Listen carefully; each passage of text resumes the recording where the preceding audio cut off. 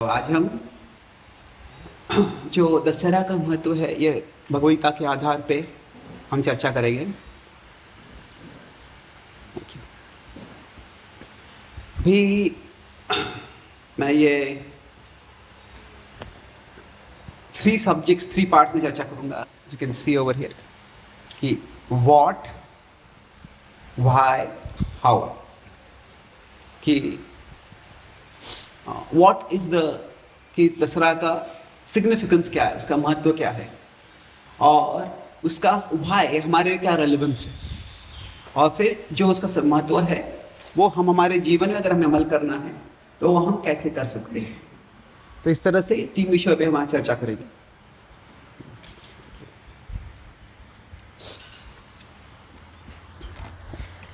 तो भगवद में भगवान तीसरे अध्याय में बताते हैं किस तरह से जो काम वासना है वह हर व्यक्ति का इस जगत में शत्रु है। तो उसके आधार पे हम चर्चा करें। 336 to 43 जो सेक्शन है उसके आधार पे अर्जुन कृष्ण को पूछते हैं, हम दोहरा सकते हैं ये। अर्जुन उवाच अथ केन प्रयुक्तोऽयं पापं चरति पुरुषः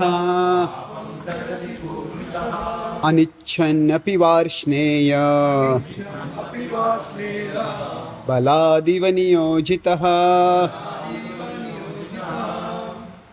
तो यहाँ पे पूछा जा रहा है, भगवान को अर्जुन पूछ रहे हैं, अथ केन प्रयुक्तोयम, ये क्या चीज है जो हमें लगाती है, प्रयुक्तोयम हमें एक तरह से ढकेलती है, पापम चरति पुरुषः।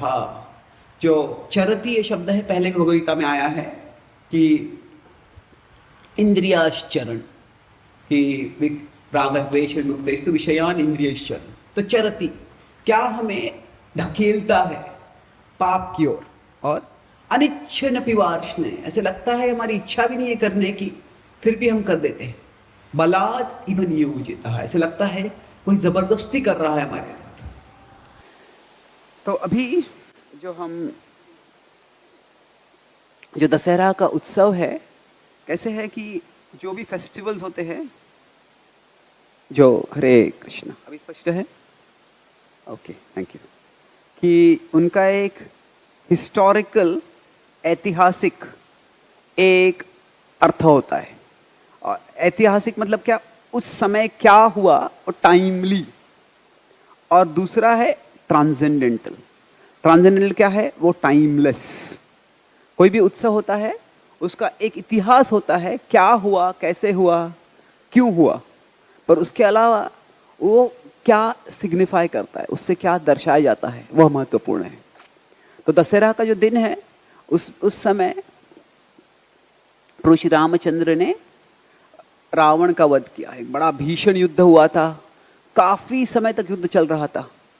और जो रामायण में बताया गया है कि जो रावण जो था राक्षस था, और कुछ तरह से जो राक्षस होते हैं वो देवताओं जैसे होते हैं।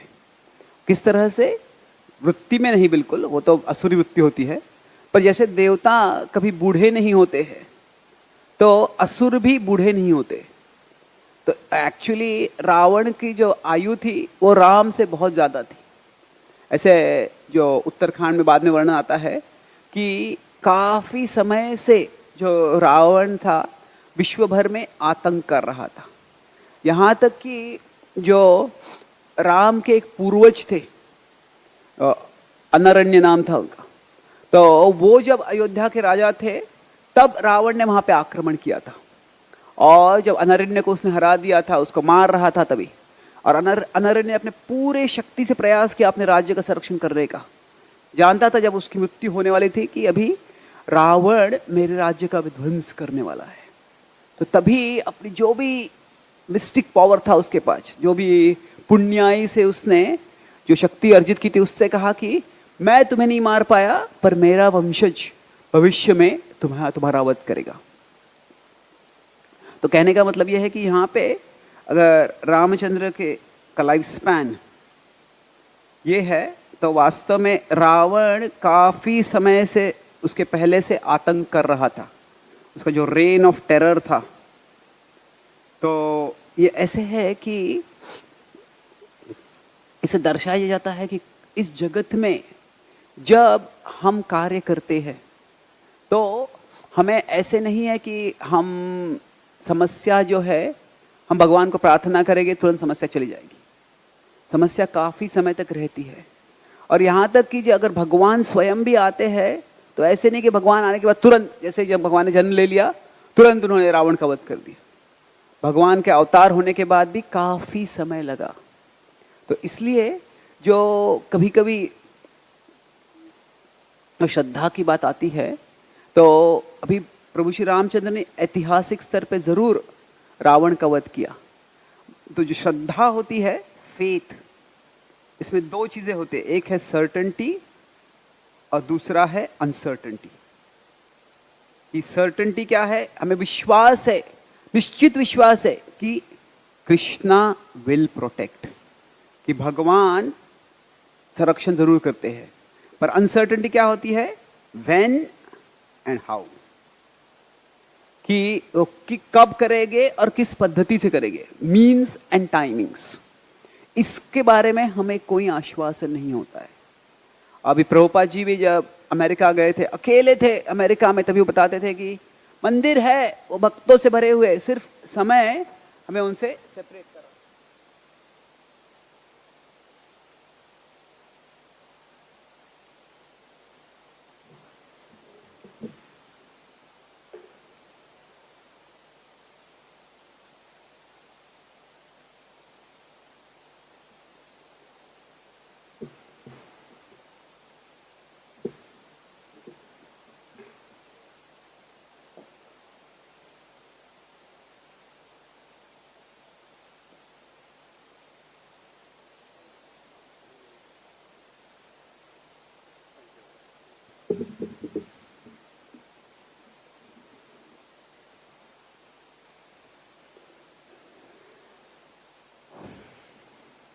तो समय ही हमें, तो प्रभुपाद जी जब बोले थे कि समय हमें सेपरेट कर रहा है, पर प्रभुपाद जी को भी ऐसे पता नहीं था तभी कितना समय। ऐसे नहीं था कि प्रभुपाद जी के हृदय में कोई हॉटलाइन था, जब प्रभुपाद जी प्रचार कर रहे थे, कृष्ण उनको बता रहे थे ये व्यक्ति भक्त नहीं बनने वाला है, इस पर समय न गाओ तुम, ये व्यक्ति भक्त बनने वाला है, इसके हाथ समय दो। नहीं, कौन भक्त बनने वाला है, कौन नहीं बनने वाला है, किस पद्धति से कृष्ण प्रचार कर, कृष्ण भावनामृत संस्था का प्रचार करेंगे, यह कुछ पता नहीं था उस समय। तो इसलिए वास्तव में जो प्रिंसिपल है कि Krishna protects, this is universal, but the specifics when and how, ये कुछ स्पष्ट नहीं होता है। ये इसीलिए faith is a combination of certainty and uncertainty. श्रद्धा होती है तो हमें एक निश्चितता होती है कि भगवान संरक्षण जरूर करेंगे, अनिश्चितता होती है कि कब संरक्षण करेंगे। अभी जब ये तो रामायण में सीता को पूरा विश्वास था कि रावण से छुटकारा देने के लिए राम आएगी, पर कब आएगी और उनको पता नहीं था। जो सैनिक थे, जो वानर थे, राम जी के लिए युद्ध कर रहे थे, उनको विश्वास था कि राम का विजय होगा, पर कब विजय होगा, कितना समय लगेगा, किस का उसके पहले वध होने वाला है, वह पता नहीं था। तो ये जो है, कभी कभी हम कहानी का एक ही पहलू लेते हैं और फिर कहते हैं राम ने रावण का वध कर दिया, ये सत्य है, पर ये कब हुआ है एग्जैक्टली, यह कब हुआ, कब होगा, कैसे होगा, अभी हमें पता है, पर उस समय जब हो रहा था ये किसी को पता नहीं था। और यह जो है ये एक हिस्टोरिकल आउटर वॉर के लिए है, बट ये जो है जो इटर्नल इनर वॉर है, जो अंदर से युद्ध होता है, उसके लिए भी ये सत्य है कि किस तरह से हमारे हृदय में भी जो रावण है वो प्रतिनिधित्व करता है काम वासना का। तो जो रावण है हमारे हृदय में, जो काम वासना का, जो रावण प्रतिनिधित्व करता है, वह अभी एक तरह से हमें उससे युद्ध करना होता है। तो पर वो युद्ध में हम भगवान की कृपा से विजयी हो सकते हैं, पर कब हो गए एग्जैक्टली यह हमें पता नहीं है। तो उसके लिए श्रद्धा रखनी बहुत जरूरी होती है। तो अभी रावण प्रतिनिधित्व करता है, ही रिप्रेजेंट्स लस्ट। अभी जो काम वासना है उसके बारे में भगवत गीता में ही दो तरह से बताया गया है। एक है पॉजिटिव और दूसरा है नेगेटिव। पॉजिटिव मतलब क्या कि धर्मा विरुद्धो भूतेषु कामोस्मि भरतर्षभ, कि काम जो है ये एक पुरुषार्थ है। धर्म, अर्थ, काम और मोक्ष, ये चारों पुरुषार्थ में ये एक पुरुषार्थ है। उसके द्वारा ही जो मानव की पीढ़ी आगे बढ़ती है, और वह निसर्ग की योजना के अनुसार एक जीवन का एक अविभाज्य अंग है। और यह जो है जब धर्म के अनुसार होता है तो वह वास्तव में एक तरह से चमत्कार होता है। कैसे एक नया व्यक्ति निर्मित होता है, उसका जन्म होता है। अगर बायोलॉजी की दृष्टि से होते हैं, जो बर्थ इट्स अ मिरेकल, एक चमत्कार है। तो जो है अभी मीन्स ऑफ प्रोक्रिएशन, रिप्रोडक्शन, यह जो है उस दृष्टि से देखेंगे तो यह एक तरह से बताया गया कि सकारात्मक है।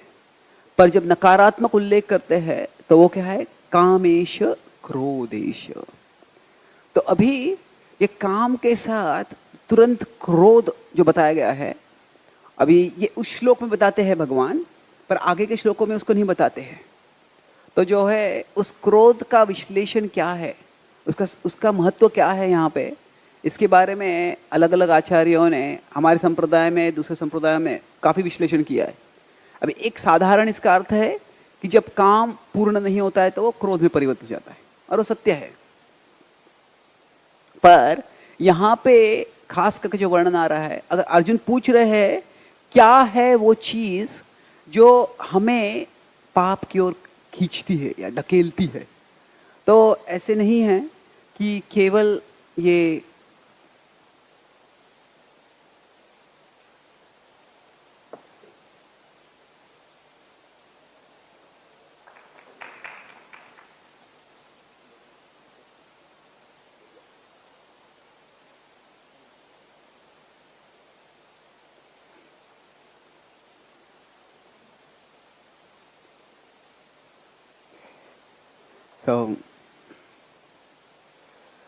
तो यहाँ पे अगर जो काम का उल्लेख बताया जा रहा है, तो ऐसे नहीं है कि लोग अगर आत्मघातक कार्य करते हैं तो आत्मघातक कार्य जो बताया जा रहा है, अर्जुन को पूछा जा रहा है, अर्जुन पूछ रहे हैं कि क्या चीज है जो हमें आत्मघातक कार्य कराती है, जो पाप कराती है। तो एक काम केवल, it is not only lust, वो ग्रीड भी हो सकता है, वो एनवी भी हो सकता है।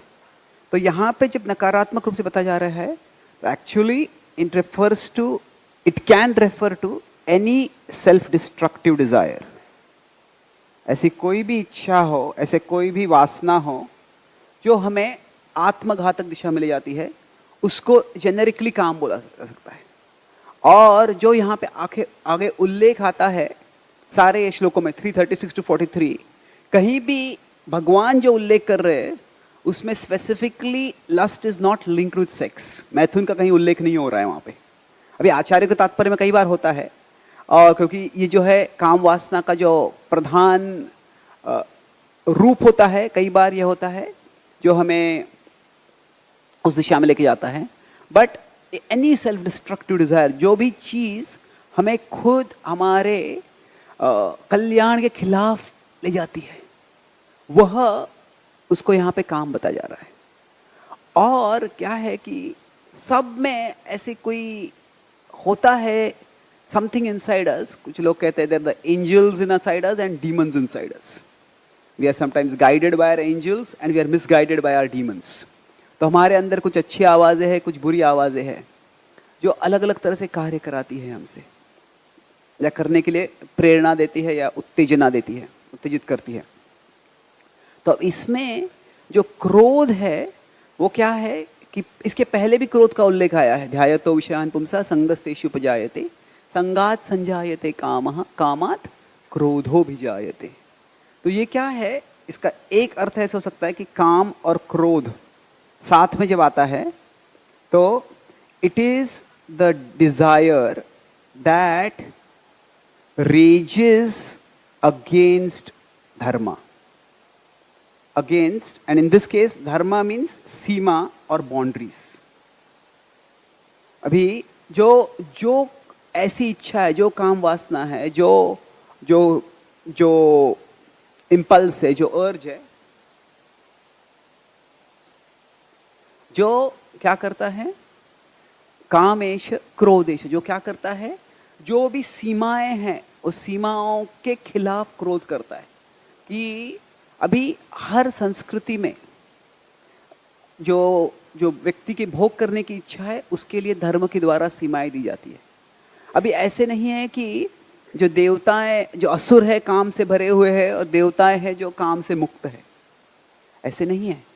देवताओं में भी काम वासना होती है, देवताओं को भी भोग करने के लिए अप्सराएं होती है, पर फर्क क्या है, देवताएं धर्म के दायरे के अंदर रहते हैं, जो असुर होते हैं धर्म के दायरे का उल्लंघन करते हैं, धर्म के दायरे की परवाह भी नहीं करते हैं। वो जब रावण को पता चला कि सीता विवाहित है तो that was just inconvenient detail for him.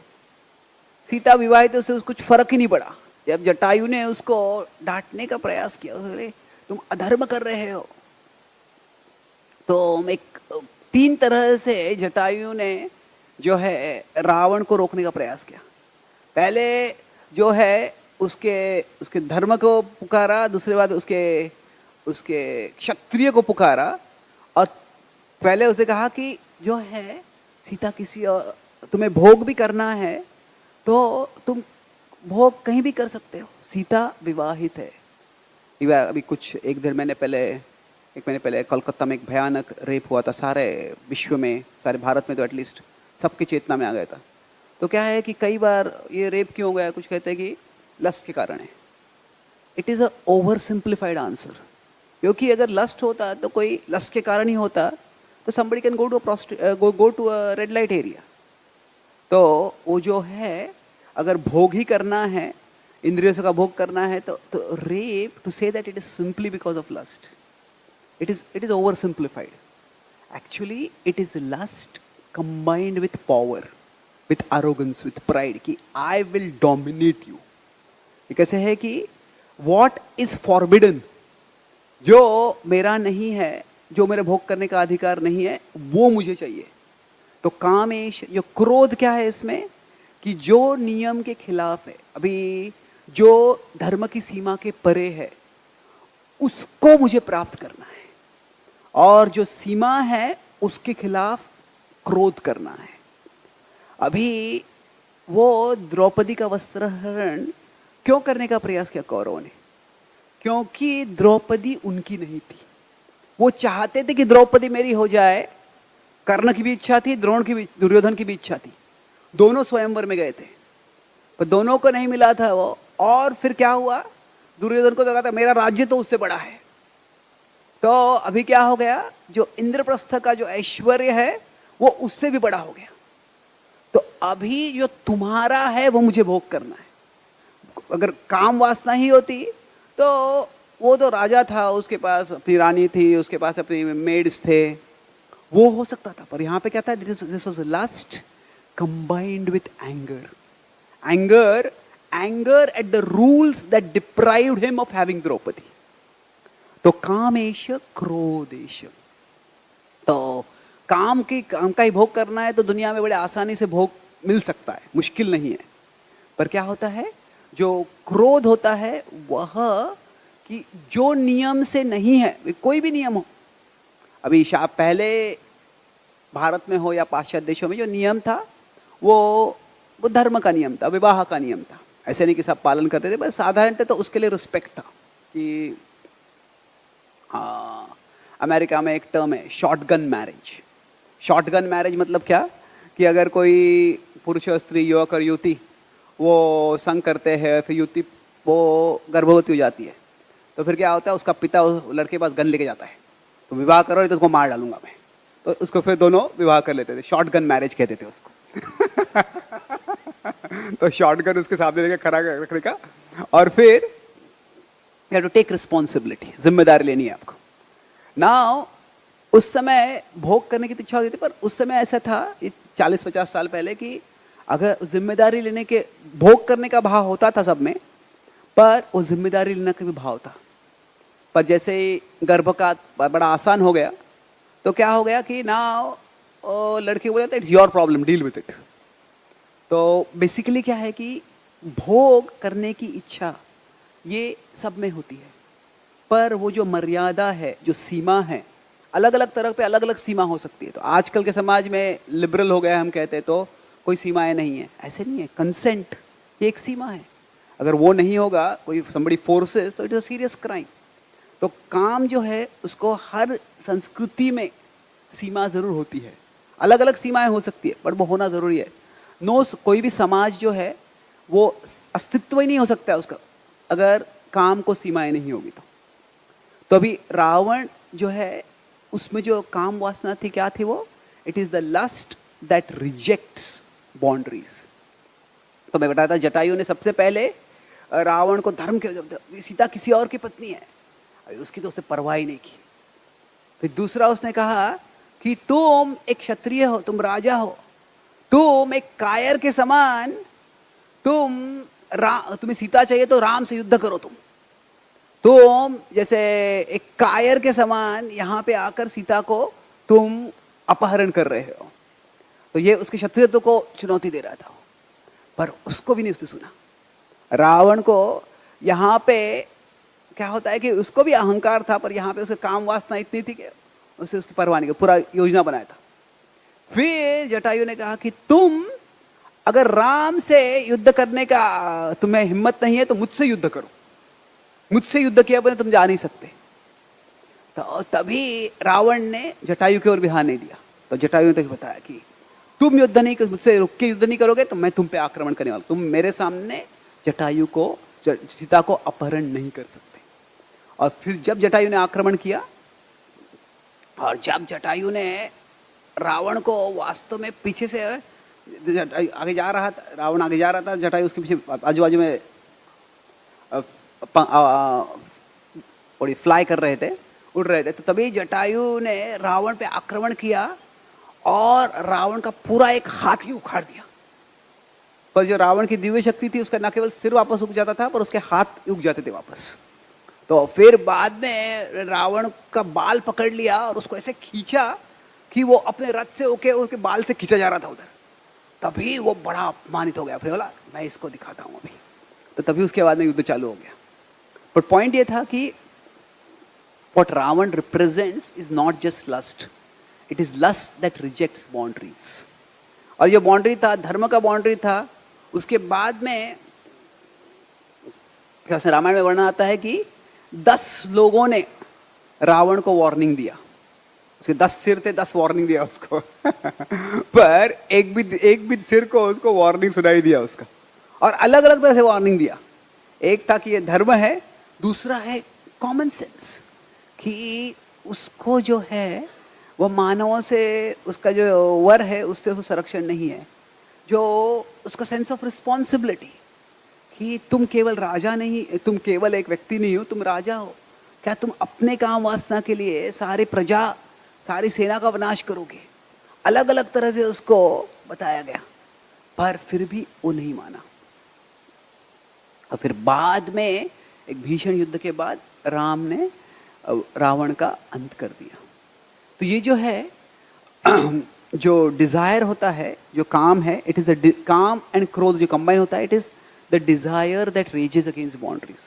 पूरा जो अभी प्रिंसिपल है, अगर हम देखते हैं, जो कामम आश्रित दुष्पूरम, उसको 16वें अध्याय के 9वें श्लोक में बताते हैं भगवान, 10वें 11वें श्लोक में। 10वें श्लोक में कामम आश्रित, काम कैसा है? दुष्पूरम, जो कभी पूरा नहीं होता है। और उसको काम क्रोध लोभ ये नरक के 3 द्वार बताए जाते हैं। उसको अगर संघर्ष करना है तो क्या बताया जाता है? तस्माद शास्त्रम प्रमाणम ते। तो शास्त्र क्या बताते हैं? शास्त्र गिव्स अस बाउंड्रीज, कि जो बाउंड्रीज जो है वह इंपॉर्टेंट है। अगर बाउंड्रीज नहीं होगे तो फिर हम युद्ध नहीं कर सकते हैं।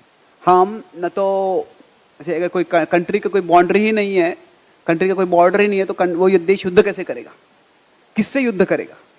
तो सबसे पहले अगर युद्ध करना है, अगर भारत और पाकिस्तान में युद्ध हो रहा है, तो अगर बॉर्डर पे डिस्प्यूट है, तो बॉर्डर पे डिस्प्यूट मतलब क्या है कि ये बॉर्डर है, तुम इसके बाहर रहो, यहाँ पे बाहर रहो, पर बॉर्डर डिस्प्यूट का होता है यही बॉर्डर नहीं है, वो बॉर्डर है।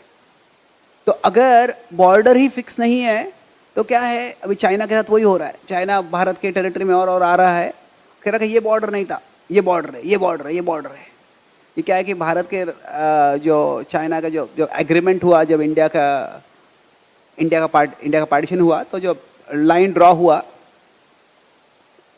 तो क्या हुआ, वो चाइना के रिप्रेजेंटेटिव आए थे, मैकमोहन लाइन था, वो एग्रीमेंट हुआ, पर वो चाइना का जो रिप्रेजेंटेटिव आया था उसने साइन किया, पर उसने अपना साइन नहीं किया, किसी और का साइन कर दिया, और वो इंडिया के जो हेड थे उसने देखा ही नहीं तो बोले कि ये this we never agree to this line तो ये उन्होंने बेवकूफ करा दिया भारतीय लोगों को तभी। तो तब से क्या है, जो बॉर्डर वो स्वीकार ही नहीं करते। तो बेसिकली क्या है कि अगर बॉर्डर ही नहीं है, अगर बाउंड्री ही नहीं है, तो डिफेंस कैसे करेंगे? तो the boundary is the first require for defence. और काम क्या करता है, वो बाउंड्री को ही रिजेक्ट कर देता है। अगर बाउंड्री को ही रिजेक्ट कर दिया तो फिर युद्ध ही कैसे करेंगे? तो अभी हम हमारे जीवन में भी जो है अलग अलग प्रकार से आत्मघातक इच्छाएं होती है। तो जो इच्छाएं होती है, तो जब ये ऐसी इच्छाएं होती है, तो अलग अलग इच्छाएं होती है, सब में क्रोध होता है। मान लीजिए अभी anger is a self destructive desire, और हम कह सकते हैं अल्कोहलिज्म है, कोई शराब पीता है, तो ये एक आत्मघातक इच्छा है। पर सब लोगों में ये इच्छा, अगर अनेक लोगों में हो सकता है, पर इसके अलग अलग सीमाएं हो सकती हैं। अभी आजकल के समाज में शायद क्या है कि ड्रिंकिंग एक्सेप्टेड है, लीगल है, तो ड्रिंकिंग लीगल है, but drinking and driving is not legal. क्या है कि उसके लिए एक लीगल बाउंड्री है। तो महाभारत के अनुशासन पर्व में बड़ा विस्तारित डिस्कशन आता है कि जो लीगल है और जो मॉरल है उसमें क्या संबंध है। ये क्या है, जो हर चीज अनैतिक है, क्या उसको गैर कानूनी बनाना चाहिए? क्या हर चीज, अगर झूठ बोलना ये अनैतिक है, पर क्या झूठ बोलना ये पुलिस की आंखों में, कानून की आंखों में उसको जुर्म बनाना चाहिए? शराब पीना ये अच्छा नहीं है, क्या उसको वास्तव में एक गुनाह बनाना चाहिए? तो कैसे है कि कोई भी नियम बनाया जाता है, मैंने पहले प्लेटो में ये पढ़ा था, but I was amazed to see Mahabharata में भी है कि जब भी कोई नियम बनाते हैं तो we should not just see the good that can be done when the rule is implemented properly, but we should also see the harm that can be done if the rule is implemented by selfish power hungry people। ये नियम से कितना दुरुपयोग हो सकता है, नियम का कितना दुरुपयोग हो सकता है, वह भी देखना जरूरी है। न केवल नियम के एप्लीकेशन से क्या अच्छा हो सकता है, क्योंकि हर एक रूल जो है क्या है, वो जो अथॉरिटी के हाथ में एक शक्ति है, एक वेपन है वो, और अगर वो अथॉरिटी करप्ट हो जाता है, अथॉरिटी दुर्योधन जैसे होता है, अथॉरिटी रावण जैसे होता है, तो फिर वो कितना दुरुपयोग कर सकता है, वह भी महत्वपूर्ण है। अच्छा, प्रभुपाद जो थे ज्यादा उन्होंने इस्कॉन को सेंट्रलाइज नहीं किया। जब कुछ भक्तों का प्रस्ताव था कि हम सारे इस्कॉन के फाइनेंसेस एक सेंट्रल कमेटी में आएंगे, सब मंदिरों से जो भी फंड्स रेज होगा एक सेंट्रल कमेटी में आएगा, और फिर वो कमेटी डिसाइड करेगा कौन किसको कितना फाइनेंस जाएगा। तो जीबीसी ने ऐसा फैसला कर लिया, तो प्रभुपाद जी ने जीबीसी को सस्पेंड कर दिया, लेकिन तुम ये जीबीसी ने मुझे परमिशन के बिना लिया है। ये प्रभुपाद जी का कहना था कि डोंट सेंट्रलाइज सो मच। क्या है कि although we have to obey authority, the important thing is Prabhupada also wanted devotees to be inspired in their particular services, कि वो प्रेरणा के साथ सेवा कर सके। पॉइंट ये है कि जब कई चीजें ऐसे गलत हो सकती है, पर हर गलत चीज को गैर कानूनी बनाना है या नहीं, यह एक बड़ा फिलोसॉफिकल डिस्कशन है। तो अभी ड्रिंकिंग इज बैड, पर जब भी विश्व के इतिहास में ड्रिंकिंग को, विश्व के जो हमारे पास 200, 300, 400 साल का इतिहास है, जो वेल डॉक्यूमेंटेड, जब ड्रिंकिंग को फॉर एग्जाम्पल इलीगल बना दिया। तो क्या होता है उससे? ऐसे नहीं लोग पीना छोड़ देते हैं, लोग क्या होते हैं, पूरा अंडरग्राउंड हो जाता है, वो पूरा इलीगल हो जाता है। और फिर लोग ज़्यादा पीते हैं, उसका शराब का भी क्वालिटी होता है, तो उसका क्वालिटी खराब हो जाता है, मतलब उसमें अलग अलग प्रकार के कंटामिनेशन आ जाते हैं। कितने कंटामिनेशन आगे पता नहीं चलता है। अभी तिरुपति लड्डू में कंटामिनेशन आ गए थे, बहुत दुख और क्रोध की बात है वो। पर क्या है कि उस पर कंट्रोल नहीं रहता है। तो इसीलिए अभी पुलिस को बहुत से गुनाह है वो उसको हल करना है। तो हर छोटे छोटे गुनाह को अगर कोई झूठ बोलता है उसको गुनाह बता देंगे, तो पुलिस क्या वो करते बैठे, कितने पुलिस लगेगा ऐसे गुनाह को निकालने के लिए। तो everything immoral can not be made illegal, everything undesirable can not be made criminal. हर चीज जो अच्छी नहीं है उसको गुनाह नहीं बता सकते। तो कुछ सीमाएं जो होती है क्या होते हैं, some boundaries come by law but some boundaries come by culture, संस्कृति से आती है। तो अभी पाश्चात्य देशों में भी ऐसे है कि अगर कोई लोग शराब पीते हैं तो वो कहते हैं कि कोई शराब अगर 10 बजे पी रहा है सुबह, तो isn't it too early for you to drink now? इतना जल्दी नहीं पीना चाहिए। आप पूरा दिन की समस्या आती है, समस्या हल नहीं करते, फ्रस्ट्रेट हो जाते, थोड़ा सा आप शराब पियो। तो कुछ लोग कहते हैं no I have to meet this person, ये दिमाग मेरा इतना खाता है कि I deserve a drink now, कि अभी मुझे पीना चाहिए। पर क्या है, संस्कृति के द्वारा भी कुछ सीमाएं डाली जाती है कि ऐसे नहीं करना चाहिए। तो culture and law, these are the two ways boundaries come in society. Now these are at a social level. जो boundaries होती है, हम यहाँ पे चर्चा क्या कर रहे हैं अभी, कैसे जो अभी आजकल के समाज में हम सब में जो रावण जैसी प्रवृत्तियां है, जो इच्छा है, जो आत्मघातक होती है, उनका नियंत्रण आज कैसे हो सकता है। तो जो बाउंड्रीज होती है वो एक स्तर पे एक्सटर्नली आती है, और not externally, let's say social होती है, सोसाइटी के द्वारा आती है कुछ बाउंड्रीज, और कुछ होती है इंडिविजुअल बाउंड्रीज। तो सोशल जो बाउंड्रीज होती है वो क्या है, लॉ और कल्चर, वो एक नियम है और संस्कृति है। तो अभी कोई हमसे और उम्र में व्यक्ति है तो उनसे थोड़ा आदर से बात करना है, उनसे अनादर से बात नहीं करना है, ये एक संस्कृति है, ये कोई नियम नहीं है। अगर अनादर से बात करेंगे तो ऐसे नहीं कि पुलिस हमको जेल में डाल देंगे, पर इस संस्कृति से ऐसा बर्ताव नहीं करना है। तो जो सोशल अप्रूवल डिसअप्रूवल होता है उससे भी कुछ बाउंड्रीज रहती है। तो ये जो है एक तरह से समाज के स्तर पे बाउंड्रीज है। और दूसरा है कि व्यक्ति के स्तर पे बाउंड्रीज होती है। दो व्यक्ति के स्तर पे दो बाउंड्रीज होती है, एक है इंटेलिजेंस और दूसरा है कॉन्शियंस। कि एक है बुद्धि, बुद्धि से अभी क्या होता है, intelligence works at the level of reason, logic. ये करेंगे तो बहुत बुरा परिणाम हो जाएगा, इससे ये मत करना, ये ना मत करो। तुम जो इंटेलिजेंस व्यक्ति के अंदर से उसको ये करूंगा तो बहुत समस्या आ जाएगी, मुझे ये नहीं करना चाहिए। तो मान लीजिए कोई मांस खाता है, उसका हार्ट अटैक हो गया, डॉक्टर बोलते हैं कि अगर आप वापस खाओगे तो आपका हार्ट अटैक का जो चांसेस बहुत बढ़ जाएगा। तो शायद समाज में वो मीट खा सकता है, पर और उसके मीट खाने की इच्छा मिट जाएगी। क्यों? मुझे मांस प्यार प्रिय है, पर जीना और प्रिय है मुझे। तो क्या है, इंटेलिजेंस से क्या होता है, बुद्धि से हम कॉन्सिक्वेंसेस देखते हैं, क्या इसका परिणाम होगा, और परिणाम के आधार पर व्यक्ति फैसला करता है कि मुझे नहीं करना है। जो कॉन्शियंस है that works at the level of emotion. जब हम कुछ बुरा कार्य करते हैं तो हमें अंदर से बुरा लगता है कि क्या है कि ये मुझे उस व्यक्ति पर मैं चिल्लाया, मुझे ऐसे नहीं करना चाहिए था।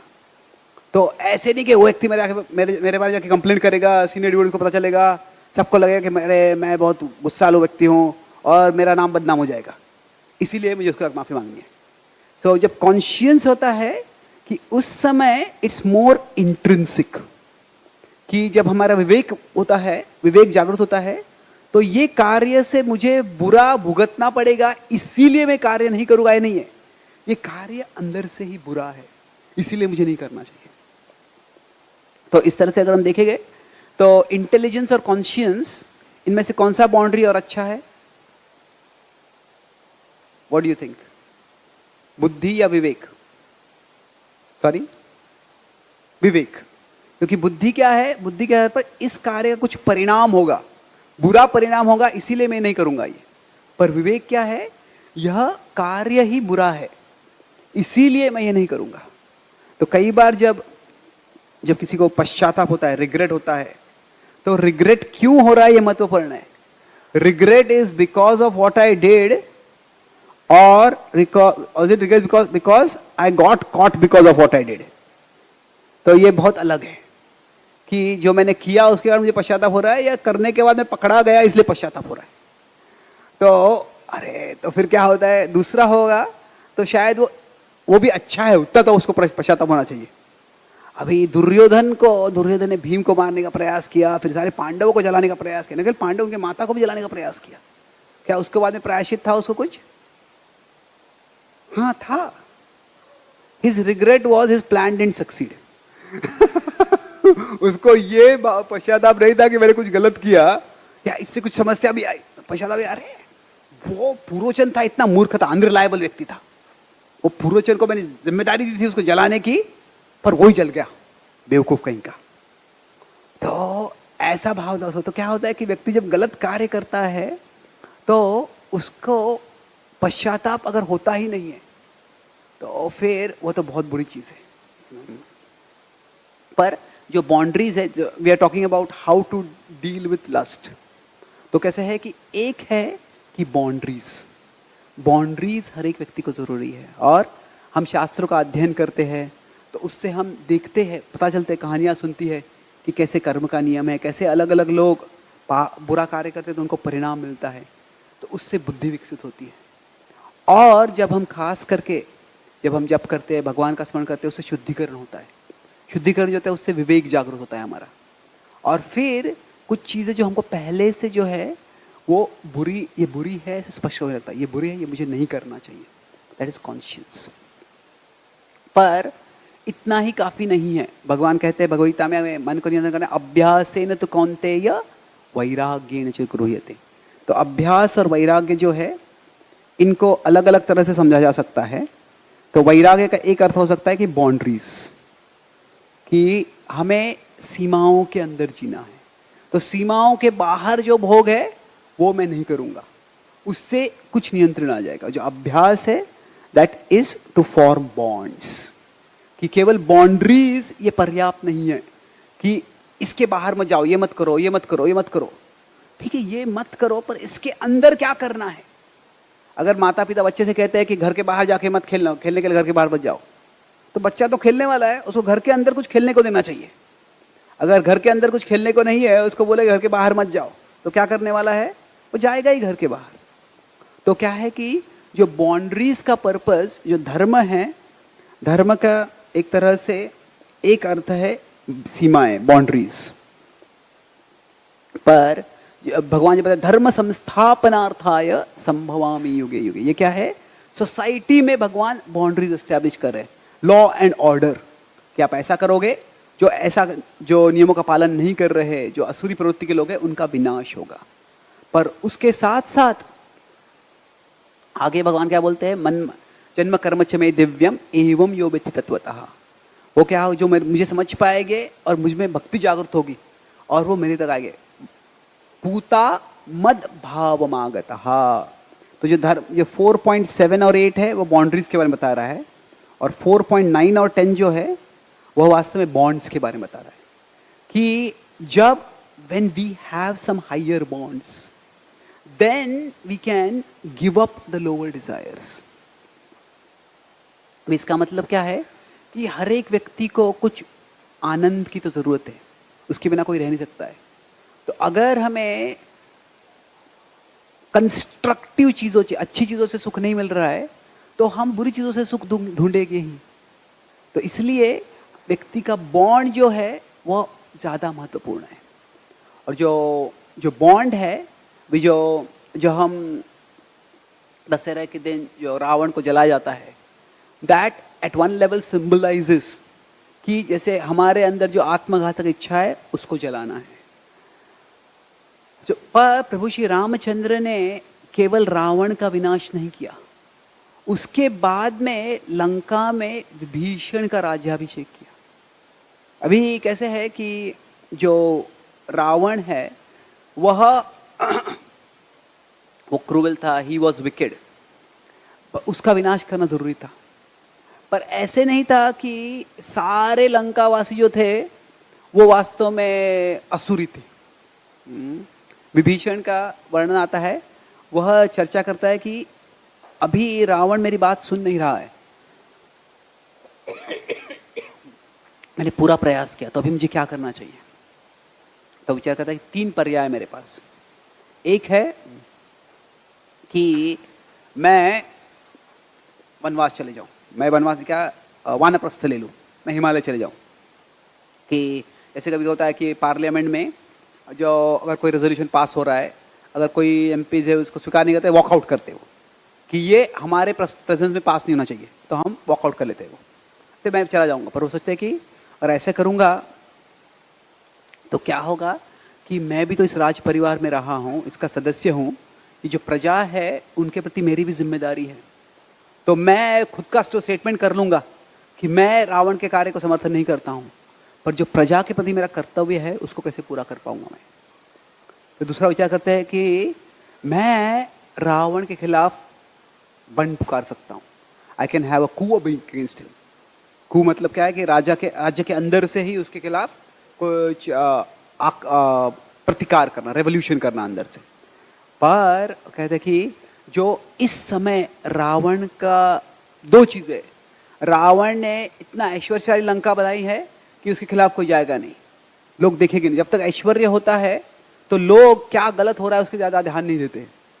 और दूसरा है कि रावण का भय अभी इतना है कि मेरा समर्थन करने वाले लोग बहुत कम हो गए, तो ये भी नहीं कर सकता मैं। तीसरा पर्याय यह है कि मैं राम के पास जाऊंगा और राम को बताऊंगा कि तुम्हारा शत्रुत्व राक्षस वंश से नहीं है, तुम्हारा शत्रुत्व इस राक्षस और उसके समर्थकों से है। और क्या है, उसका वध कर, ऐसे नहीं कि सब उसका समर्थन कर रहे हैं, उसके खिलाफ भी कुछ राक्षस है और उनका प्रतिनिधित्व मैं कर रहा हूं और मैं तुम्हारे साथ आता हूं।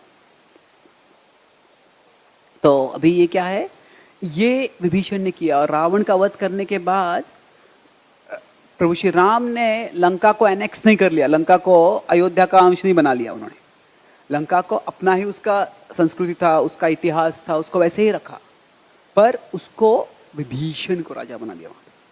The problem was not that they were demons. वो राक्षस का एक कुल है, भगवान के निसर्ग में राक्षसों के लिए भी जगह है। पर जब राक्षस ज्यादा शक्तिशाली हो जाते हैं, ज्यादा शक्तिशाली होकर वह अपनी सीमाओं के परे जाते हैं, तो फिर उनका विनाश करना जरूरी होता है। तो अभी जब ऐसे होता है तो क्या है, प्रभु श्री रामचंद्र ने रावण का वध किया पर सारे लंका का विध्वंस नहीं किया, लंका में उन्होंने विभीषण की प्रस्थापना की। तो उसी तरह से क्या है कि जब कुछ ऐसा होता है कि जब वो उनसे द्वारा एक बुरी चीज हो जाती है, दूसरी बुरी चीज हो जाती है, तीसरी बुरी चीज होती है, तो वो इतने हताश हो जाते हैं, this is I give up on my self, कि मेरा कभी परिवर्तन होगा ही नहीं, मैं परिवर्तन कर ही नहीं सकता। ऐसे नहीं है, Ravana, Lanka is associate with Ravana, but वो रावण की लंका नहीं थी, वो विभीषण, रावण के पहले भी लंका रहा करती थी, कुबेर की लंका थी उसके पहले, रावण के बाद में वो लंका रहने वाली है। तो अभी हो सकता है कि हमारे हृदय में कोई रावण जैसी इच्छा हो सकती है जो राज्य कर रही है, और उसके खिलाफ हम जाते हैं, बार बार उसके नियंत्रण करने का प्रयास करते हैं, पर वो नहीं होता है। But we should never give up. क्यों? क्योंकि our heart is not permanently ruled by any lower desire. तो कई बार आपने शायद ये वाक्य सुना होगा, किसी सुना है ये? I am a fallen soul. कई बार क्या होता है, जब हम ये वाक्य बोलते हैं तो ये फॉलन को इतना बड़ा बना देते हैं कि सोल को भूल जाते हैं, कि not that I am a fallen soul, I am fallen. नहीं, ये क्या है, हमारा इटर्नल आइडेंटिटी फॉलन नहीं है, हमारा इटर्नल आइडेंटिटी सोल है। और जो फॉलन है कि मैं पतित हूं, यह एक टेम्पररी डेजिग्नेशन है। और भक्ति के लिए क्या जरूरी है? सर्वोपाधि विनिर्मुक्तम। तो मैं पतित हूं, यह भी एक उपाधि है। अभी एक तरह से वो कुछ उपाधियां जो होती है वो हमारे भक्ति के लिए अनुकूल हो सकती है, तो उसको स्वीकार करते हैं, पर वो उपाधि से ज्यादा आइडेंटिफाई नहीं करना है हमको। अभी हम में से कोई ब्रह्मचारी है, गृहस्थ है, तो वो उपाधि को हम स्वीकार करते हैं इसलिए कि समाज में किस तरह से हमें बर्ताव करना है वो समझने के लिए, पर उससे हमें ओवर आइडेंटिफाई नहीं करना है। तो वैसे ही क्या हम सब में कुछ कंडीशनिंग हो सकती है, पर उस कंडीशनिंग से ज्यादा हम आइडेंटिफाई कर लेते हैं तो क्या होता है कि हम सोल्स हैं, भगवान के अंश है, भगवान का प्रेम, भगवान की शुद्ध भक्ति करने की क्षमता हम सब में है, यह हम भूल जाते हैं।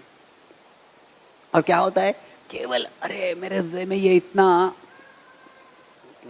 इतनी बुरी वासनाएं हैं और इनसे कभी छूट नहीं सकता मैं, तो छूटने का प्रयास ही छोड़ दो अभी, ये ऐसे ही है। वो भाव जब आ जाता है तो वो we are doing a disservice to ourselves. तो कितना भी पतन क्यों ना हुआ हो, वी आर स्टिल सोल्स। अपि चेत असि पापेभ्य सर्वेभ्य पापकृत्तमा सर्वम ज्ञान प्लवेनैव वृजिनम संतरिष्यसि। भगवान कहते हैं कितने भी बड़े पाप किसी ने क्यों न किए हो, अगर वो इस नाव, ज्ञान की नाव में चढ़ जाता है, क्या नाव है वो? यत् ज्ञात्वा न पुनर्मोहम एवं यास्यसि पांडव येन भूतान्य शेषानि द्रक्ष्यस्य आत्मन्य अथो मयि। यह व्यक्ति समझता है कि मैं भगवान में हूं, मैं भगवान का अंश हूं, आत्मन्य अथो मयि। तो वो अगर समझता है तो वो उस ज्ञान को स्वीकार करता है, उस ज्ञान की नाव में चढ़ जाता है, तो व्यक्ति किसी भी पाप और उसके परिणाम से वो परे जा सकता है। तो आई मेक 2 पॉइंट्स। अभी मैं देखा था कि बॉन्ड्स, जो हमें बॉन्ड्स एस्टैब्लिश करने हैं, वो बॉन्ड्स कैसे एस्टैब्लिश होते हैं। तो जो बॉन्ड्स एस्टैब्लिश होते हैं they are mainly by 2 things, कि एक है एक्सटर्नल और दूसरा है इंटरनल। कि जब हमें भगवान से और क्लोजली बॉन्ड होना है, परम दृष्ट्वा निवर्तते। वो परम दृष्ट्वा जो है वो कैसे प्राप्त होता है? वो भगवान से हमारा, जितना हम भगवान के करीब जाएंगे उतना क्या होगा, जहां कृष्ण सूर्य समा माया है अंधकार, जितने भगवान के करीब जाएंगे उतना जो माया का प्रभाव कम होते जाएगा। तो बाह्य रूप से जो है 2 चीजें होती है, एक है एसोसिएशन और दूसरा है एंगेजमेंट। कि हम बाह्य रूप से जितना हो सके भक्तों के संग में आने का प्रयास करें। भक्तों के संग में आते हैं तो क्या है, भक्त भगवान की सेवा कर रहे हैं, शुद्ध जीवन जीने का प्रयास कर रहे हैं, उससे हमको प्रेरणा मिलती है। और सेवा ही नहीं, सॉरी, हम संग ही नहीं चाहिए, सेवा चाहिए। बाह्य रूप से कैसे, मन बहुत घूमता है हमारा इधर उधर, पर अगर हमें कोई एंगेजमेंट है, कोई सेवा है, तो फिर क्या होता है, उसमें मन हम लगा सकते हैं। तो even if we can not drive lust out of our heart, we can crowd it out of our heart. ऐसे नहीं काम वासना को पकड़ के हमारे हृदय से, चेतना से हम उसको ढकेल नहीं सकते, पर अगर हमारे मन में, हमारे चेतना में अगर अलग अलग सेवाओं का हम इंटरनलाइज करते हैं, हमारे मन में भर जाते हैं, तो फिर क्या होता है, उसके द्वारा मन भर जाता है और जो भौतिक वासनाएं होती है वो चली जाती है। जैसे प्रभुपाद जी कहा करते हैं, I have no time for lust. तो कैसे है कि even if we have lust, if we have no time for lust, Haridas Thakur वही करते हैं, उसको बोलते हैं विषय को लेटर। तो ये बाह्य रूप से संग में रहना और एंगेज रहना, सेवा करते रहना। प्रभुपाद कैसे, idle mind is the devil's workshop. और जो इंटरनल स्तर पे जो है वो हमें, जब हम भक्ति कर रहे हैं तो जब व्हेन वी हैव रिस्पेक्ट, अभी भगवान के लिए डिवोशन आना काफी समय लगता है, उसके लिए भक्तों के लिए भी डिवोशन आना समय लगता है, but if there is respect, अमानिना मान देना। तो अभी न धनम न जनम न सुंदरिम, उसके पहले क्या बताया गया है कि मान देना। तो अगर रिस्पेक्ट होगा, out of that respect we will naturally follow certain things, do certain things. तो Prabhupada ji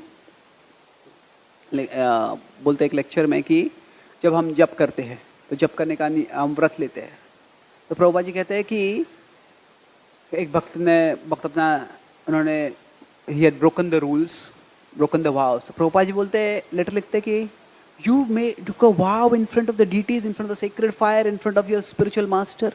Don't you have a sense of honor? It's interesting. क्या तुम्हें सम्मान की कोई बात नहीं? Don't you have a sense of self respect? तो respect जो होता है, respect for the things around us, respect for the Lord who is within us. That is the foundation of devotion.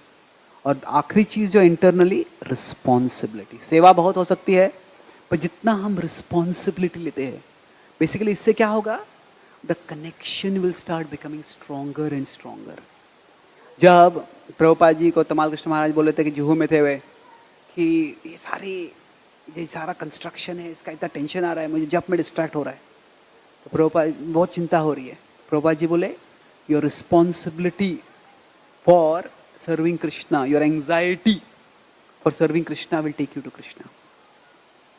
तो जब हमें बॉन्ड्स बनाने हैं, तो when we take a responsibility, ये मैं जिम्मेदार लेता हूँ, ये मैं करने वाला हूँ. बहुत से एंगेजमेंट्स हमें मिल सकती है, पर ये एंगेजमेंट हो गया, बाद में हमारा मन खाली हो जाएगा. But when we take a responsibility, कि न केवल ठीक है मैं यहाँ पे प्रसाद आके सर्व कर दूंगा, पर प्रसाद सर्विस की मैं रिस्पॉन्सिबिलिटी लूँगा. तो क्या होता है, जब एंगेजमेंट होता है तो उस समय के लिए मन लगता है उसमें, पर जब रिस्पॉन्सिबिलिटी होता है तो उसके पहले उसके बाद भी मन लगता है. अगर हमें क्लास देना है, उस समय या उसके थोड़ा समय पहले हम प्रिपेयर करेंगे, तभी मन लग जाएगा. पर अगर हम रिस्पॉन्सिबिलिटी लेते हैं कि I want to become a good preacher, अगर मुझे शास्त्रों का संदेश अच्छे से सिखाना है, तो क्या होगा, हर क्लास हम अच्छे से सुनेंगे, हम शास्त्र खुद अच्छी तरह से पढ़ेंगे. तो जो मन को फिल करना है, the way to fill our mind with Krishna, that is by forming these bonds, by taking responsibility. जितना कृष्ण हमारे मन में आ जाएंगे, उससे क्या होगा, अपने आप जो है कृष्ण का आकर्षकता जो है वो रिवील हो जाएगी. जो भगवान कहते हैं, अथ चित्तम समाधातुम न शक्नोसि मयि स्थिरम अभ्यास योगेन ततो माम इच्छा तुम धनंजय. कि अगर आप अभ्यास करोगे, अभ्यास मतलब अगर आप ध्यान से मेरा स्मरण करोगे, अभ्यास जो शब्द है, अभ्यास है न तो कौनते वैराग्य, वही अभ्यास शब्द है. अभ्यास से क्या होगा, बोलते हैं माम इच्छा तुम धनंजय, मेरी प्रति तुम्हारी इच्छा जागृत हो जाएगी. तो क्या होता है, basically bonds how do I form, एक लास्ट पॉइंट में कहा, it's like the exposure to Krishna brings experience of Krishna, and experience of Krishna brings enjoyment in Krishna. कि पहले हमें कृष्ण को खुद को एक्सपोज करना है. एक्सपोज करना है मतलब जहाँ कृष्ण है विद्यमान, मंदिर में हमें आना है, जहाँ कीर्तन हो रहा है सुनना है, जहाँ हम कथा कर रहे हैं हो रहा है वहाँ पे आके खुद आना है. फिर वो हमें कृष्ण को न केवल एक्सपोजर चाहिए, एक्सपीरियंस. एक्सपोजर थोड़ा बाहर से होता है, We want to put ourselves in the situation Krishna is there. और उसके बाद में क्या है, वो अनुभव करना है. और जब अनुभव होता है तो अनुभव से द्वारा धीरे धीरे हमें पता चलने लगता है, वास्तव में इसमें बड़ा संतुष्टि है, इसमें बड़ा आनंद है. तो रमन्ते योगिनो अनंते. तो एंजॉयमेंट ये शब्द कभी कभी हम नकारात्मक भाव से लेते हैं, मटेरियल एंजॉयमेंट होता है, पर भक्ति में भी एंजॉयमेंट होता है. हाँ, तो ये जो है कि जब हम बॉन्ड्स बनाते हैं, we can not automatically form internal bonds, कि हमारा मन कृष्ण से आकर्षित हो जाए, मैं आसक्त मना, वो ऑटोमेटिकली हम कर सकते हैं. But we can make bonds, we can make commitment to expose our consciousness to Krishna. तो 16 माला ध्यान से हम जप नहीं कर सकते, और जब हम व्रत लेते हैं मतलब नहीं कर सकते, मतलब मन भागने वाला इधर उधर. बट क्या है, सर्टन क्वांटिटी के लिए हम कमिट करते हैं, तो उससे क्या उतना एक्सपोजर तो हो रहा है. तो एक्सपोजर में कुछ तो एक्सपीरियंस आएगा, कुछ तो एक्सपीरियंस में कुछ तो धीरे धीरे एंजॉयमेंट आ जाएगा. तो अगर मान लीजिए इतना सारा एक्सपोजर हो रहा है, उसमें थोड़ा सा तो एक्सपीरियंस आएगा, और थोड़े से एक्सपीरियंस में थोड़ा सा तो जो एंजॉयमेंट है वो रमन धीरे धीरे आ जाएगा. और in this way the from the heart, just like the heart that was Lanka, that was Lanka जिस पे रावण का राज्य था, उस पे विभीषण का राज्य आ जाएगा. वैसे ही जो अनैतिक इच्छा है, जो भौतिक इच्छा है, जो आत्मघातक इच्छा है जो अभी हमारे हृदय में राज्य कर रही है, उसका विनाश हो जाएगा। और जो मंगलमय इच्छा है, जो विभीषण रिप्रेजेंट करता है, वो मंगलमय इच्छा हमारे हृदय में धीरे धीरे राज्य करने लग जाएगी। तो यही दशहरा का एक सिंबॉलिक सिग्निफिकेंस है। सारांश में हम दशहरा के बारे में चर्चा कर रहे थे, व्हाट दशहरा सिग्निफाइज। तो मैंने 3 चीज़ों के बारे में चर्चा की। सबसे पहले कि व्हाट, कि क्या है ये जो एक ऐतिहासिक है, it is timeless and it is timely. तो टाइमली जो उस समय कुछ हुआ और उसका टाइमलेस सिग्निफिकेंस क्या है। और हमने टाइमली के इसमें देखा किस तरह से जब श्रद्धा होती है, प्रभु श्री रामचंद्र ने रावण का वध किया, पर श्रद्धा में एक सर्टेनिटी होती है कि द लॉर्ड विल प्रोटेक्ट, पर अनसर्टेनिटी भी होती है। क्या अनसर्टेनिटी? व्हेन एंड हाउ, कि कब होगा। न तो सीता को पता था, न तो वानर को पता था कि कितने समय के बाद जीत होने वाली है। प्रभुपाद जी को पता नहीं था कि जो मंदिर पूरे भक्तों से भरे हुए कब आने वाले हैं। तो जो हमने देखा कि जो जो जो खास करके what Ravana symbolises is not just kaam, but it is kaam plus krodh. It is the desire that rages against boundaries. जो इच्छा, जो सीमा, धर्म की जो सीमा है, उसको स्वीकार नहीं करती है। फिर उसके बाद में जो दूसरा पॉइंट चर्चा की कि अभी व्हाई, तो what, why and how you are discussing. So why is this relevant? क्योंकि क्या है कि जो सेल्फ डिस्ट्रक्टिव डिजायर है वो हम सब में भी है। और जो सेल्फ डिस्ट्रक्टिव डिजायर है, आज के समाज में भी कुछ बाउंड्रीज है, कुछ बाउंड्रीज नहीं है, but it can take us all towards destruction. तो इसीलिए जिस तरह से राम ने रावण का वध किया है, तो उसी तरह से the Ravana in our heart also, जो हमारे अंदर जो इच्छा है उसका भी वध होना जरूरी है। तो उसके बारे में कैसे होगा? तो 2 चीजें हम देखिए, बॉन्ड्स, पहला है बाउंड्रीज, कि रावण जो बाउंड्रीज को स्वीकार नहीं करता है। तो बाउंड्रीज जो आते हैं वो 2 चीजों से आते हैं, एक्सटर्नल और इंटरनल। और एक्सटर्नल 2 चीजें है, एक है लॉ, नियम से कुछ बाउंड्रीज होते हैं कि आप शराब पी सकते हैं पर शराब पी के ड्राइव नहीं कर सकते, पर कल्चर से आते हैं कि। और दूसरा है इंटेलिजेंस, जिससे हम कॉन्सिक्वेंसेस देखते हैं, और से कॉन्शियंस, जिससे हमें पता लगता है कि ये अंदर से ही ये जो कार्य है ये बुरा है। और अगर किसी देश के बाउंड्रीज ही नहीं है तो वो युद्ध ही नहीं कर पाएगा। तो अगर हम हमारे क्षमता के अनुसार जिससे हम संघर्ष कर रहे हैं उसके लिए कुछ बाउंड्रीज नहीं रखते हैं, तो जीतने की संभावना ही नहीं है। सबसे पहले बाउंड्रीज चाहिए, पर केवल बाउंड्रीज पर्याप्त नहीं है, उसके बाद में बॉन्ड्स भी जरूरी है। क्योंकि बच्चे को बोले कि इस घर के बाहर खेलने मत जाओ, पर घर के अंदर क्या कुछ अच्छा करने के लिए देना जरूरी है। तो एक्सटर्नल और इंटरनल है। तो एक्सटर्नल जो बाउंड्रीज है, बॉन्ड्स अगर चाहिए तो एसोसिएशन, संगात संजायते कामा, संग में हमारी दिव्य इच्छाएं भी जागृत हो सकती है। और क्या है? एंगेजमेंट, हम खुद को बिजी रख सकते हैं कृष्ण की सेवा में, जिसके द्वारा क्या होगा, हम वास्तव में हमारा मन लग जाएगा। और केवल बाहर सफिशिएंट नहीं है, अंदर से हम एक रिस्पेक्ट का एटीट्यूड रखते हैं। जब सेवा कर रहे हैं, भक्तों का संग कर रहे हैं, तो थोड़ा आदर का भाव होगा, तो जो हो रहा है वो हम गंभीरता से लेंगे। और रिस्पेक्ट के साथ अगर और रिस्पॉन्सिबिलिटी आती है कि I want to remember Krishna, I want to chant attentively, तो ये लेंगे तो क्या होगा, धीरे धीरे इसके द्वारा एक्सपोजर होगा, एक्सपोजर से एक्सपीरियंस आएगा, और फिर एक्सपीरियंस से कृष्ण में एंजॉयमेंट आ जाएगा। सुसुखम कर्तुम अव्ययम जो है वो होने लग जाएगा। और फिर जैसे रावण का ही प्रभु ने वध नहीं किया, पर रावण के जगह विभीषण को प्रस्थापित किया, तो वैसे ही हमें हमारे हृदय में केवल जो अनैतिक इच्छा है उसका वध नहीं करना है, जो बुरी इच्छा है, पर जो अच्छी दिव्य इच्छा है उसको भी प्रस्थापित करना है। वो बॉन्ड्स के द्वारा होता है। और उस तरह से जो दशहरा का जो टाइमलेस सिग्निफिकेंस है, वो हमारे जीवन में हम अमल कर सकते हैं। बहुत बहुत धन्यवाद। हरे कृष्णा।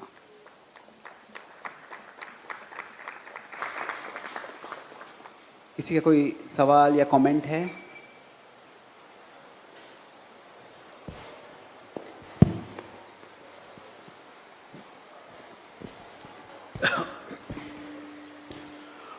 बहुत बहुत धन्यवाद चैतन्य चरण प्रभु। आपकी इस प्रेजेंटेशन में तो कोई सवाल होना ही नहीं चाहिए,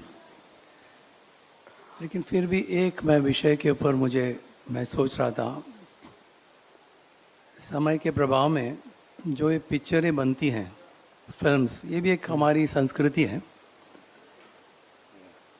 जो आज के दिन इतना ग्राफिक हो गई है। सेंसर बोर्ड है, लेकिन अभी थिएटर जाने की भी ज़रूरत नहीं है। तो ऐसे विषय बच्चों को इतने आसानी से मिल जाता है, तो तभी हम इस चैलेंज को तो कम उम्र में ही ऐसे काम वासना जल्दी से जाग जाती है। तो ऐसे चैलेंजेस को और ये भविष्य में ज़्यादा होते जा रहा है। एक तो ये तो है प्रॉब्लम। दूसरा है, आजकल के आधुनिक में एक समस्या है, कोई विवाह नहीं करना चाहते। बोलते विवाह क्या ज़रूरत है क्या विवाह करने की? Marriage as an institute is obsolete. ये भी विचार बहुत ही प्रिवेलेंट होते जा रहा है।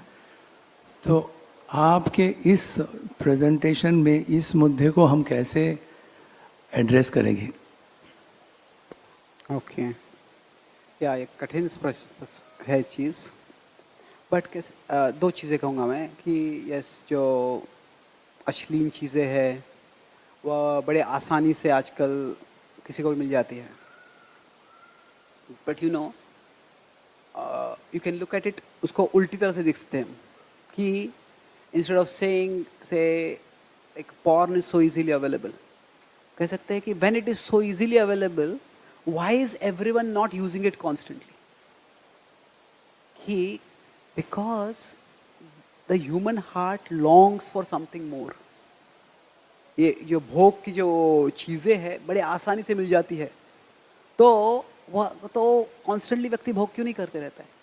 क्योंकि क्या है कि इससे संतुष्टि नहीं मिलती है। तो बेस्ट होता कि अगर वो मन कंटैमिनेट नहीं होता और उसको एक्सपोजर नहीं होता तो अच्छा होता। But we have to live with the world we are इन।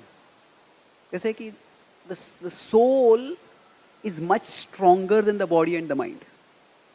जो आत्मा है वो मन और शरीर से शक्तिशाली है। और जो आत्मा की, even if you don't say the soul is calling for Krishna, the soul is looking for meaning in life. कुछ अर्थपूर्ण करना है, परमार्थ नहीं चाहिए पर कुछ अर्थ तो चाहिए।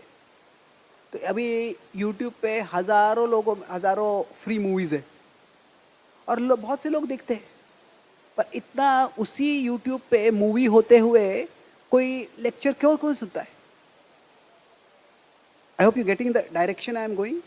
कि जो भोग है वह इट डजंट सेटिस्फाई, और ये भौतिकवादी लोग भी समझ रहे हैं। इसीलिए now they can go in 2 different directions. एक है कि यू ट्राई टू हैव, जब अश्लीलता से संतुष्ट नहीं होती, वो अश्लीलता को ही और उत्तेजित बनाओ, एंड दैट इज हैपनिंग। जो पॉर्न भी और परवर्स होते जा रहा है। पर दूसरा है कि व्यक्ति उससे what do you call it? A person gets fed up with it, and a person starts looking for somewhere else. और इसका मतलब ये नहीं है कि they want to give it up completely, but this is not enough. There has to be something more. तो कई बार ऐसे होता है कि अगर हम पाश्चात्य देशों में जाते हैं, वहाँ पे युवकों के जीवन में कुछ बाउंड्रीज नहीं है, कल्चर के द्वारा कुछ बाउंड्रीज नहीं है, और उनका कॉन्शियस वगैरह कुछ है ही नहीं। ऑफ कोर्स पीपल ओडिसीज नहीं जाते, इसलिए वो कहते हैं प्रोटेक्शन वगैरह रखना चाहिए, कुछ बाउंड्रीज होती है उसमें। बट फिर भी इवन अमॉन्ग दीज यूथ जिसमें कुछ भी बाउंड्रीज नहीं है, उनमें भी थोड़ा वो कहते हैं अभी पोस्ट मटीरियलिज्म वेस्ट में आ गया है, और पोस्ट मटीरियलिज्म इंडिया में भी आ रहा है अभी। It is not non material, post material culture. मतलब क्या कहते हैं वो कि when young people जो कोई करियर चाहते हैं, in the past, even America में 1950, 1960, 1960, 70s, 80s तक क्या था कि कौन सी नौकरी सबसे ज़्यादा पैसा देगी, वही नौकरी चाहिए थी लोगों को। पर अभी भारत में भी जैसे थोड़ा अर्थ पैसा आ गया है, तो युवक मुझे कौन सी नौकरी से ज़्यादा पैसा मिलेगा वो नहीं, which job gives me job satisfaction.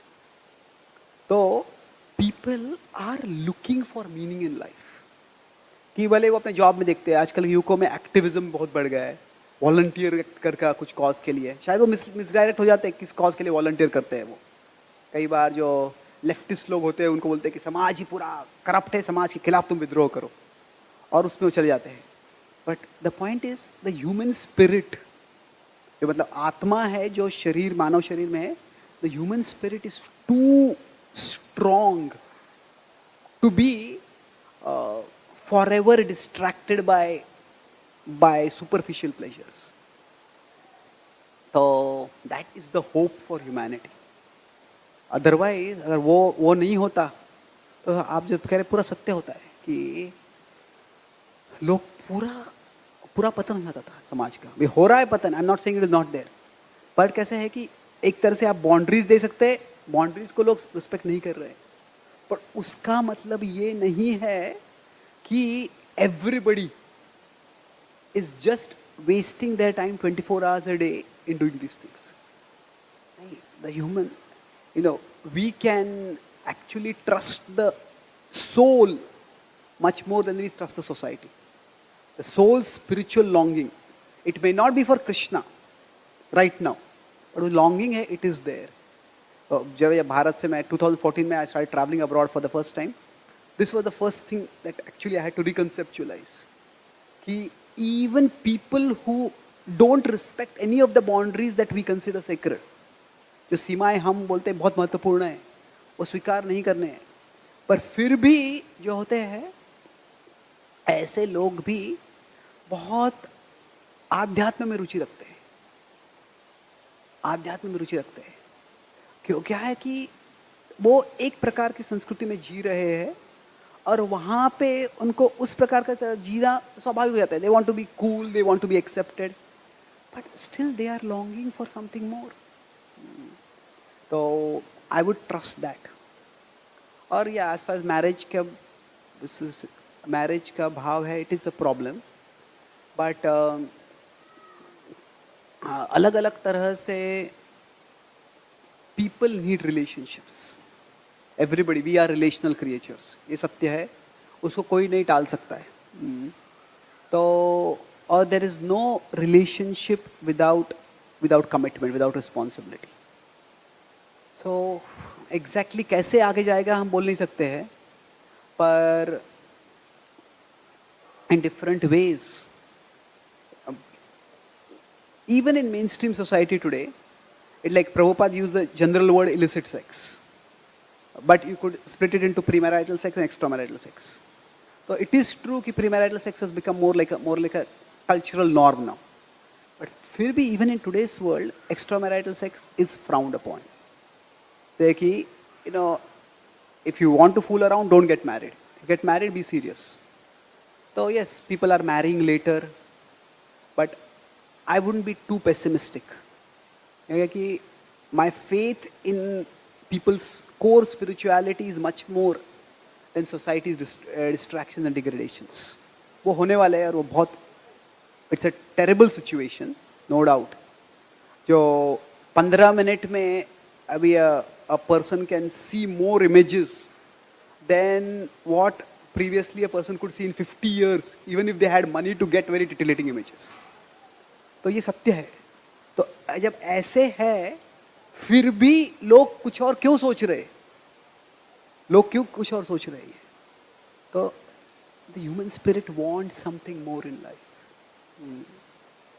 तो आई थिंक जो if we do not emphasize boundaries too much, boundaries महत्वपूर्ण है, पर अगर बॉन्ड्स का मौका हम देते हैं लोगों को और वो बॉन्ड्स फॉर्म करने का मौका देते हैं, तो लोग आगे बढ़ते हैं। जैसे कि हम कहते हैं लोग आज अटेंशन स्पैन बहुत कम हो गया है, ट्रू है, but with every generation students का जो आईक्यू है वो इंक्रीज हो रहा दिख रहा है। जो फोकस कम कर पाते हैं, पर अगर आप बच्चों के वीडियो गेम्स भी देखते हैं आजकल के जो वीडियो गेम होते हैं इतने कॉम्प्लेक्स होते हैं, और अगर आप देखो बैठ के समझने को 1 घंटा जाएगा समझने के लिए क्या गेम है ये, उसके बाद में खेलना होता है वो, but they just get it. Video games भी खेलते हैं, घंटे बताते वो हम वेस्ट करें बोलते, बट एक्चुअली उसको खेलने में दिमाग लगता है। I am not recommending video games. मैं पॉइंट यहाँ पे बोल रहा हूँ कि we shouldn't just be dystopian कि सब कुछ बुरा ही हो रहा है, ऐसे नहीं है। जो बुरा हो रहा है उसमें भी कुछ अच्छाई ज़रूर जागृत हो रही है, और उसको कैसे टैप करना है ये एक चुनौती है। बट आई सी अभी कैसे है कि आजकल मंदिरों में युवक आ रहे हैं, या तो बॉयफ्रेंड गर्लफ्रेंड साथ में आएंगे, they are not ready to respect the traditional boundaries. शायद उनको पता नहीं है, उनको परवाह नहीं है उनको, पर फिर भी मंदिर में आ रहे हैं। तो कहीं भी जा सकते, पब्स अभी हर जगह पे है, कितने सारी जगह जहाँ पे जा सकते हैं। Why are they coming to the temple? तो कुछ तो है। बोले कि कल्चर है, सेल्फी देख के हमको मुंह सोशल मीडिया पे डालना है, ठीक है, पर सोशल मीडिया पे हमको कुछ अप्रूवल मिल रहा है उसके लिए, उसलिए तो कर रहे हैं ना वो। तो वो अप्रूवल क्यों मिल रहा है? क्योंकि थिंग्स आर चेंजिंग। तो ये भौतिक जगत ऐसा है कि there will always be things which are going down, there will also be things which are coming up. तो हमें जिस जहाँ पे सत्व दिख रहा है, सत्व का थोड़ा सा झलक भी दिख रहा है, उसको हमें अप्रिशिएट करना है। So the human search for meaning. मैं मित्र है, वो रिक्रूटमेंट करते जॉब्स के लिए। तो आजकल जो युवक होते हैं उनको सैलरी इंपॉर्टेंट है, but I want a meaningful work environment. I want to feel that I am making a difference in my life. ये बहुत महत्वपूर्ण लगता है उनको। तो अभी how to make a difference, कैसे मैं कुछ समाज में परिवर्तन कर सकता हूँ, वह शायद उनको पता नहीं है, और वह उनको बताना ये हमारी जिम्मेदारी है। But I am not too pessimistic. I hope I answered the question. So thank you very much. Shri Ramchandra भगवान की, श्रील प्रभुपाद की, गौर भक्त वृंद की, हिताय गौर प्रेमानंदे।